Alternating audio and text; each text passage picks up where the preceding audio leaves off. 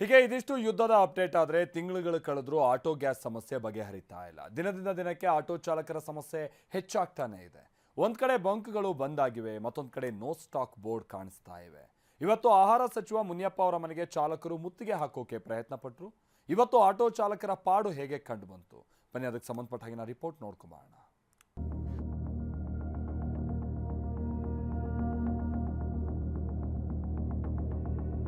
15 ದಿನಗಳಿಂದಲೂ ಕೂಡ ರಾಜಧಾನಿ ಬೆಂಗಳೂರಿನಲ್ಲಿರುವಂತಹ ಆಟೋ ಚಾಲಕರಿಗೆ ಆಟೋ LPG ಸಿಗದೆ ಸಂಕಷ್ಟವನ್ನು ಎದುರಿಸ್ತಾ ಇರುವಂತದ್ದು.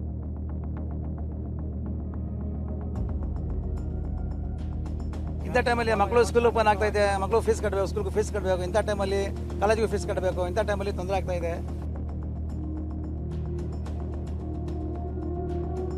ಟೋಲ್ ಗೇಟ್ ಬಳಿ ಇರುವಂತಹ ಭಾರತ್ ಪೆಟ್ರೋಲಿಯಂನ ಆಟೋ LPG ಬಂಕ್ ಮುಂದೆ ಇದ್ದೀನಿ. ಸದ್ಯಕ್ಕೆ ಇಲ್ಲಿ ಸ್ಟಾಕ್ ಖಾಲಿ ಆಗಿದೆ.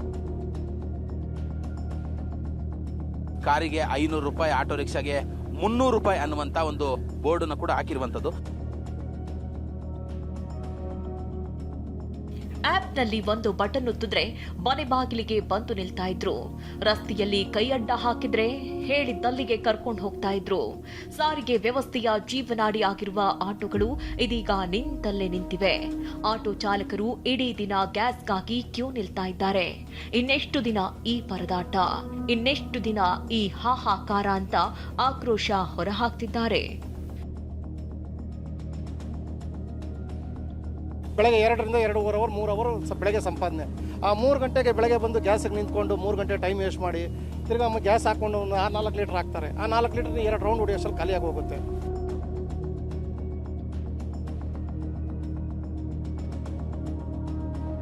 ಗಲ್ಫ್ ಸಂಘರ್ಷ ಶುರುವಾಗಿ ಇಂದಿಗೆ 38 ದಿನಗಳೇ ಕಳೆದಿದೆ. ಗಲ್ಫ್ ಯುದ್ಧದ ಎಫೆಕ್ಟ್ನಿಂದಾಗಿ ರಾಜ್ಯದಾದ್ಯಂತ ಆಟೋ ಗ್ಯಾಸ್ ಸಿಗದೆ ಚಾಲಕರು ಪರದಾಡ್ತಾ ಇದ್ದಾರೆ. ಇಲ್ಲಿ ನೋಡಿ, ಇದು ಬೆಂಗಳೂರಿನಲ್ಲಿ ಕಂಡು ಬರ್ತಾ ಇರೋ ದೃಶ್ಯಗಳು. ಆಟೋ ಗ್ಯಾಸ್ಗಾಗಿ ಸೀತಾ ಸರ್ಕಲ್ನಿಂದ ಗಿರಿನಗರದ ಆಟೋಗಳು ಕ್ಯೂ ನಿಂತಿದ್ವು. ಮುಂಚಾನೆಯಿಂದಲೇ ಚಾಲಕರು ಕಾದು ಕುಳಿತಿದ್ರು. ಸದ್ಯ ನಾನೀಗ ಸೀತಾ ಸರ್ಕಲ್ ನಲ್ಲಿರುವಂತಹ ಪ್ರೊಪೇಲ್ ಗ್ಯಾಸ್ ಬಂಕ್ ನ ಮುಂಭಾಗದಲ್ಲಿದ್ದೀನಿ. ನಾನು ಕೂಡ ದೃಶ್ಯಗಳಲ್ಲಿ ತೋರಿಸ್ತಾ ಇದ್ದೀನಿ. ಬೆಳಗಿನ ಜಾವದಿಂದಲೇ ಆಟೋ ಚಾಲಕರು ಸರತಿ ಸಾಲಿನಲ್ಲಿ ನಿಂತು ಆಟೋ LPG ಹಾಕಿಸ್ಕೊಳ್ಳಿಕ್ಕೆ ಮುಂದಾಗ್ತಾ ಇರುವಂತದ್ದು. ಇದು ನನ್ನ ಎಡಭಾಗದಲ್ಲಿರುವಂತಹ ದೃಶ್ಯಾವಳಿಗಳನ್ನ ತೋರಿಸ್ತಾ ಇದ್ದೀನಿ. ಅಂದ್ರೆ ಇಲ್ಲಿಂದ ಗಿರಿನಗರದವರೆಗೂ ಕೂಡ ಕ್ಯೂ ನಿಂತಿದೆ ಅನ್ನುವಂತ ಒಂದು ಮಾತುಗಳನ್ನು ಈಗಾಗಲೇ ಕೂಡ ಚಾಲಕರು ಹೇಳ್ತಾ ಇರುವಂತದ್ದು. ಇದು ಎಡಭಾಗದ ದೃಶ್ಯ ಆದ್ರೆ ನನ್ನ ಬಲಭಾಗದ ದೃಶ್ಯಗಳನ್ನು ಕೂಡ ತೋರಿಸ್ತಾ ಇದ್ದೀನಿ.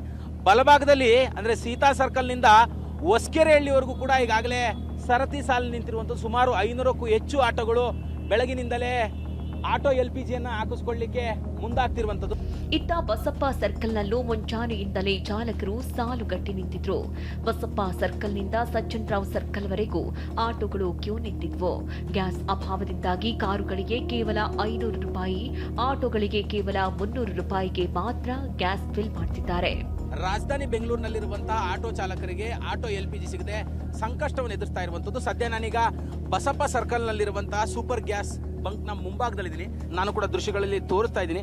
ತುಂಬಾ ದೊಡ್ಡ ಮಟ್ಟದಲ್ಲಿ ಆಟೋ ಚಾಲಕರು ಬೆಳಗಿನಿಂದಲೇ ಸರತಿ ಸಾಲಿನಲ್ಲಿ ನಿಂತು ಆಟೋ LPG ಹಾಕಿಸ್ಕೊಳ್ಳಿಕ್ಕೆ ಮುಂದಾಗ್ತಾ ಇರುವಂತ ಸದ್ಯ ನಾನು ಕೂಡ ದೃಶ್ಯದಲ್ಲಿ ತೋರಿಸ್ತಾ ಇದ್ದೀನಿ. ಇಲ್ಲೂ ಕೂಡ ಒಂದು ಬೋರ್ಡ್ ಹಾಕಿದ್ದಾರೆ. ಎಲ್ಲಿ ನೋಡಿದ್ರು ಗ್ಯಾಸ್ ಇಲ್ಲ, ಎಲ್ಲಿ ನೋಡಿದ್ರು ಜಾಸ್ತಿ ಮಾಡಿದ್ದಾರೆ. ಇಲ್ಲಿ 90 ಇದೆ, ಅಲ್ಲಿ ವಿಲ್ಸನ್ ಗಾರ್ಡನ್ ಹತ್ರ 120 ಇದೆ, ಅಲ್ಲಿ 120 ಇದೆ. ಭಾಳ ಕಷ್ಟ ಇದೆ ಸರ್. ಇವಾಗ ನಮ್ಗೆ ಏನಾಗಿದೆ ಗೊತ್ತಾ, ಇದು ಹೋಗಿಲ್ಲ ಅಂದ್ರೆ ಇದು ಬಿಟ್ಟು ನಮಗೆ ಬೇರೆ ಬರಲ್ಲ. ಬೇರೆ ನಮ್ಗೆ ವೃತ್ತಿನೇ ಇಲ್ಲ, ಕೆಲಸನೇ ಬರಲ್ಲ ನಮ್ಗೆ. ಓಡಿಸಿದ್ರೆ ಆಟೋ ಇಲ್ಲಾಂದ್ರೆ ಸೈಲೆಂಟ್ ಮನೆಗಿರ್ಬೇಕು. ಇನ್ನೇನು ನಮ್ಗೆ ಬೇರೆ ಇದೇ ಇಲ್ಲ. ಹೆಬ್ಬಾಳದಲ್ಲಿರುವ ಗುಡ್ಡದಹಳ್ಳಿಯಲ್ಲಿ ಸೂರ್ಯ LPG ಗ್ಯಾಸ್ ಬಂಕ್ ಕ್ಲೋಸ್ ಆಗಿತ್ತು. ಕಳೆದ 3-4 ದಿನಗಳಿಂದ ಬಂಕ್ಗೆ ಬೀಗ ಜಡಿದಿದ್ದಾರೆ. ಗ್ಯಾಸ್ ಬಂಕ್ ಆವರಣದಲ್ಲಿ 30ಕ್ಕೂ ಹೆಚ್ಚು ಆಟೋಗಳು ನಿಂತಿವೆ.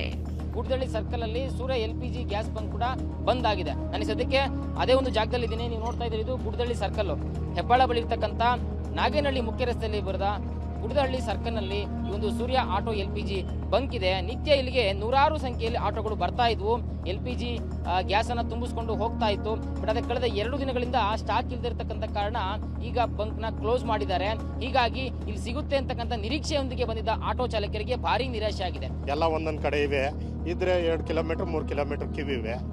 ಆ ಕ್ಯೂ ಅಲ್ಲಿ ಹೋಗಿ ಹಾಕಬೇಕು. ಹಾಕಿದ್ರೆ ಗ್ಯಾಸ್ ಅಂತೂ ಎಲ್ಲೂ ಸಿಗ್ತಿಲ್ಲ ಸರಿಯಾಗಿ. ಯಾವ ಬಂಕ್ಗಳು ಇಲ್ಲ. ಅಲ್ಲೇ ದೇವಗಡ ರೋಡ್ ಆದ್ರೆ ಅದು ಕ್ಲೋಸ್ ಇದೆ. ಇಲ್ಲಿ ಕೆಳಗಡೆ ಅವರು 2 ದಿನ ಹಾಕಿದ್ರು ಅವ್ರದ್ದು ಇದು, ಇವ್ರದ್ದು ಇತ್ತು, ಇವ್ರದ್ದು ಹಾಕಿದ್ರು ಮುಗಿದೋಯ್ತು. ಮತ್ತೊಂದೆಡೆ ಬೆಂಗಳೂರಿನ ಸಾರಕ್ಕಿಯಲ್ಲಿ ಗ್ಯಾಸ್ ಬೆಲೆ ಏರಿಕೆಗೆ ಚಾಲಕರು ನಿಖಿ ಅಂತಿದ್ರು.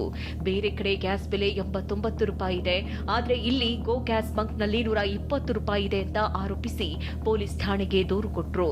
ಇನ್ನು ಮಾಗಡಿ ರಸ್ತೆಯಲ್ಲೂ ಆಟೋ ಗ್ಯಾಸ್ ಸಿಗದೆ ಚಾಲಕರು ಪರದಾಡಿದ್ರು. ಟೋಲ್ ಗೇಟ್ ಬಳಿ ಇರುವಂತಹ ಭಾರತ್ ಪೆಟ್ರೋಲಿಯಂನ ಆಟೋ LPG ಬಂಕ್ ಮುಂದೆ ಇದ್ದೀನಿ. ಸದ್ಯಕ್ಕೆ ಇಲ್ಲಿ ಸ್ಟಾಕ್ ಖಾಲಿ ಆಗಿದೆ. ಆಟೋ LPG ಸ್ಟಾಕ್ ಖಾಲಿ ಆಗಿದೆ. ಹೀಗಾಗಿ ಮುಂಬರುವ ಆಟೋ LPG ಸ್ಟಾಕ್ ಬರೋವರೆಗೂ ಕೂಡ ಭಾರತ್ ಪೆಟ್ರೋಲಿಯಂ ಆಟೋ LPG ಕೂಡ ಬಂದಾಗಿರೋದು. ಇದು ಆನಂದ ಸರ್ಕಲ್ ಯಶವಂತಪುರ ಇಂದ ರೈಲ್ವೆ ಸ್ಟೇಷನ್ ಇಂದ 4 ಇಲ್ಲಿ ಬಂದು 50 ಕಿಲೋಮೀಟರ್ ಸುತ್ತಾಡಿದ್ದಾರೆ.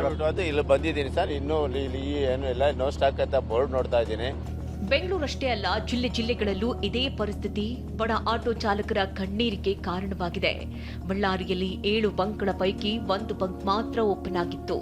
ಸಾವಿರಾರು ಆಟೋಗಳು 3 ಕಿಲೋಮೀಟರ್ನಷ್ಟು ದೂರ ಕ್ಯೂ ನಿಂತಿದ್ವು. ರಣ ಬಿಸಿಲಲ್ಲಿ ಆಟೋಗಳನ್ನ ತಳ್ಳುತ್ತಾ ನಿಂತ ಚಾಲಕರು ಒತ್ತಾಡಿದ್ರು.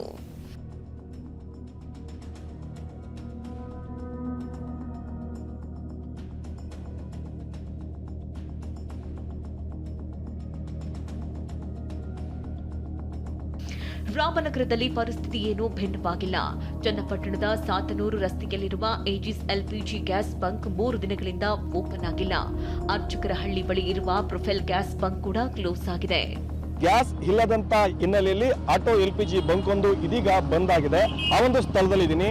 ಈ ಒಂದು ಬಂಕ್ ಏನ್ ಕಾಣ್ತಾ ಇದೆ, ಬೆಂಗಳೂರು ದಕ್ಷಿಣ ಜಿಲ್ಲೆ ಚನ್ನಪಟ್ಟಣ ತಾಲೂಕಿನ ಸಾತನೂರು ರಸ್ತೆಯಲ್ಲಿರುವಂತಹ AGS ಆಟೋ ಗ್ಯಾಸ್ ಬಂಕ್. ಕಳೆದ 3 ದಿನಗಳಿಂದಲೂ ಕೂಡ ಈ ಒಂದು ಬಂಕ್ ಸಂಪೂರ್ಣವಾಗಿ ಬಂದ್ ಆಗಿರುವಂತ ಆಟೋ ಚಾಲಕರು ಕೂಡ ಸಾಕಷ್ಟು ತೊಂದರೆ ಆಗ್ತಾ ಇದೆ. ಈ ಒಂದು ಗ್ಯಾಸ್ ಬಂಕಿಗೆ ಕಳೆದ 3 ದಿನಗಳಿಂದಲೂ ಕೂಡ ಸ್ಟಾಕ್ ಬಂದಿಲ್ಲ. ಆಟೋವನ್ನೇ ನಂಬಿಕೊಂಡು ಜೀವನ ನಡೆಸ್ತಾ ಇರೋ ಆಟೋ ಚಾಲಕರ ಪಾಡು ದೇವರಿಗೆ ಪ್ರೀತಿ. ಗದಗದಲ್ಲಿ ಆಟೋ ಚಾಲಕ ನರೇಶ್ ಎಂಬಾತನ ಕಣ್ಣೀರ ಕಥೆ ಕೇಳಿ. ತಂದೆ ತಾಯಿಗೆ ಆಪರೇಷನ್ ಆಗಿದೆ, ಇವರಿಗೂ ಅನಾರೋಗ್ಯ ಕಾಡ್ತಾ ಇದೆ. ಇಡೀ ಕುಟುಂಬ ಇದೇ 3 ಚಕ್ರದ ಗಾಡಿಯನ್ನ ಅವಲಂಬಿಸಿದೆ. ಆದ್ರೆ ಗ್ಯಾಸ್ ಸಿಗದೆ 3 ದಿನದಿಂದ ಆಟೋ ಓಡ್ತಿಲ್ಲ. ಮನೆಯಲ್ಲಿ ರೇಷನ್ ಖಾಲಿಯಾಗಿದೆ.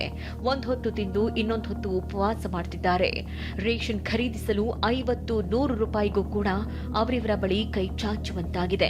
ಕೇಂದ್ರ ಸರ್ಕಾರ ಕೇಳ್ಕೊಳ್ಳೋ, ರಾಜ್ಯ ಸರ್ಕಾರ ಕೇಳ್ಕೊಳ್ಳೋ, ಯಾರಿಗೂ ಹೇಳ್ಕೊಳಕ್ಕಾಗ್ತಾ ಇಲ್ಲ ಅಂತ ಹೇಳಿದ್ರು ಯಾರು ಕೇಳ್ತಾನೆ ಇಲ್ಲ. ತಮ್ಮ ಯೋಜನೆ ತಾವತ್ತಾರೆ ರಾಜಕೀಯ ಮಂದಿಗಳು. ಮನೆಯ ನೋಡಿದ್ರೆ ತಾಯಿಗೆ ಆಪರೇಷನ್ ಆಗೈತಿ, ತಂದೆಗೆ ಆಕ್ಸಿಡೆಂಟ್ ಆಗೈತಿ. ಅಂಥ ಕಷ್ಟಕಾಲದಾಗ ಮತ್ತು ಅವರು ದುಡಿಯೋಕೆ ಹೋಗ್ತಾರೆ ಇಸ್ತ್ರಿಗಡಿಗೆ. ಇಲ್ಲಿ ನಂದೇನು ದುಡಿಮೆ ಇಲ್ಲ. ಇದಕ್ಕೆ ದುಡಿಮೆ ಇಲ್ಲ, ಗ್ಯಾಸ್ ಇಲ್ಲ ಅಂದರೆ ಗಾಡಿ ರನ್ ಆಗ್ತಾ ಇಲ್ಲ. ಹೆಂಗೆ ದುಡಿಬೇಕು? ಮಕ್ಕಳು ಫೀಸ್ ಕಟ್ಟೋಕ್ಕಾಗ್ತಾ ಇಲ್ಲ. ಹೊಳ್ಳಿ ಸ್ಕೂಲ್ ಫೀಸು ಇಲ್ಲ. ಹೊಳ್ಳಿ ಮನೆ ರೇಷನ್ ಇಲ್ಲ. ಒಂದು ಹೊತ್ತಿನ ಊಟಕ್ಕೆ ಪರದಾಟ ಆಗೈತೆ ನಮ್ದು. ಒಂದ್ ಕಡೆ ಗ್ಯಾಸ್ ಸಿಗ್ತಿಲ್ಲ, ಮತ್ತೊಂದೆಡೆ CNG ಆಟೋಗಳ ಮಾರಾಟ ಕುಸಿತವಾಗಿದೆ. ಗ್ರಾಹಕರು ಎಲೆಕ್ಟ್ರಿಕ್ ವಾಹನಗಳ ಮೊರೆ ಹೋಗ್ತಿದ್ದಾರಂತೆ. ಅದೇನೇ ಹೇಳಿ, ಆಟೋ ಗ್ಯಾಸ್ಗಾಗಿ ಜಿಲ್ಲೆಯಲ್ಲೂ ತೀವ್ರ ಸಂಕಷ್ಟ ಎದುರಾಗಿದೆ. ಪರಿಸ್ಥಿತಿ ದಿನದಿಂದ ದಿನಕ್ಕೆ ಬಿಗಡಾಯಿಸ್ತಾ ಇದೆ. ಪರಿಸ್ಥಿತಿ ಹೀಗೆ ಮುಂದುವರೆದಲ್ಲಿ ಜೀವನ ನಡೆಸೋದು ಹೇಗೆ ಅನ್ನೋ ಆತಂಕ ಪ್ರತಿಯೊಬ್ಬರನ್ನ ಕಾಡತೊಡಗಿದೆ. Bureau report.